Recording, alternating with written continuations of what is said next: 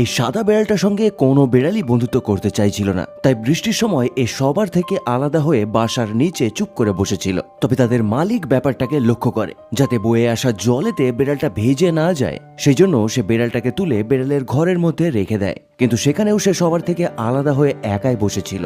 ব্যাপারটাকে ঠিকভাবে বুঝতে পারার পর তার মালিকের খুবই মন খারাপ হয়। এই জন্য মেয়েটা ডিসাইড করে শুধু ওই বেড়ালটার জন্য সে একটা আলাদা বাসা তৈরি করে দেবে। আসলে একেবারে সাদা যে বিড়ালগুলো হয়, অন্য বিড়ালরা সেই বিড়ালগুলোকে ঠিক পছন্দ করে না। তার কারণ এদের হেলথ কন্ডিশন বেশিরভাগ সময় একটু দুর্বল হয়। তার সাথে অন্য কোনো শিকারীও এই সাদা বিড়ালগুলোকে ইজিলি স্পট করতে পারে। এই জন্য নর্মাল বিড়ালরা সাদা বিড়ালকে অ্যাভয়েড করে চলে। মেয়েটা যখন তার জন্য ঘর তৈরি করে দিচ্ছিল তখন অন্য বিড়ালগুলো ব্যাপারটা দেখার জন্য ওখানে চলে আসে। তার যখন ঘর তৈরি করা কমপ্লিট হয়ে যায় সে একটা সাইনও লাগিয়ে দেয় যে এটা শুধু সাদা বিড়ালের জন্য। তবে সেদিন রাতে তার পার্সোনাল একটা ঘর দেখে অন্য একটা বিড়াল তার সঙ্গে বন্ধুত্ব করার